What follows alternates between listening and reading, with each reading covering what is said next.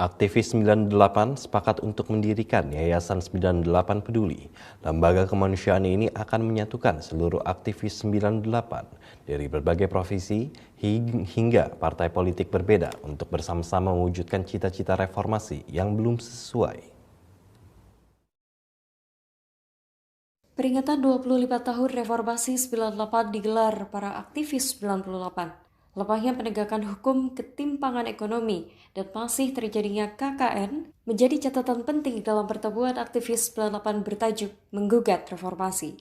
Menghadapi pemilu 2024, aktivis 98 bersatu menawarkan gagasan besar untuk bersama-sama membangun bangsa dalam wadah Yayasan 98 Peduli.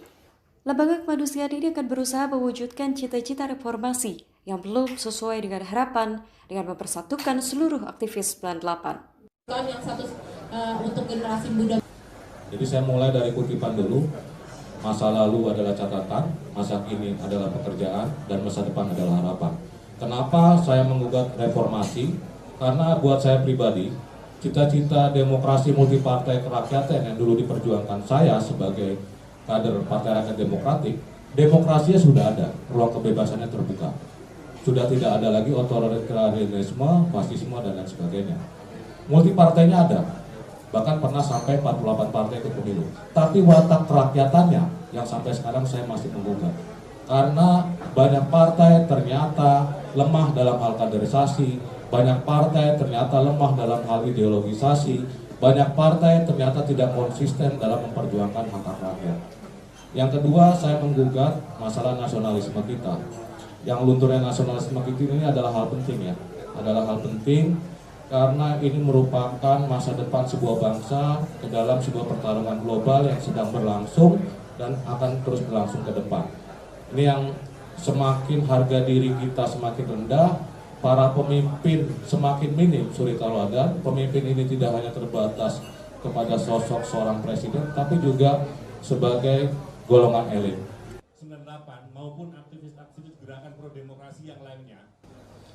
Tahun 2024 para pemodal bersiap kembali. Pemilu legislatif, pemilu presiden, dan pemilu kepala daerah adalah pintu masuk pemodal untuk membangun pabrik-pabrik kekuasaan.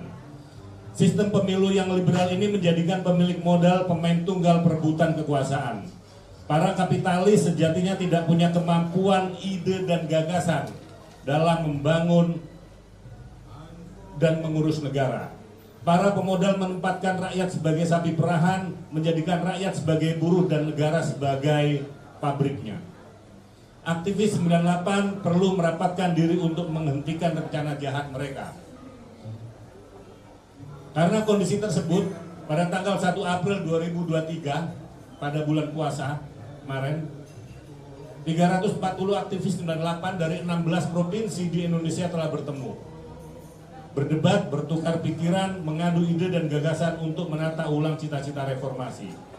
Setelah 12 kali pertemuan, kami aktivis 98 bersepakat untuk mendirikan lembaga kemanusiaan yaitu Yayasan 98 Peduli.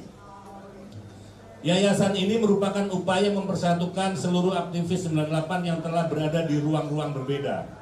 Profesi-profesi berbeda, partai-partai politik berbeda.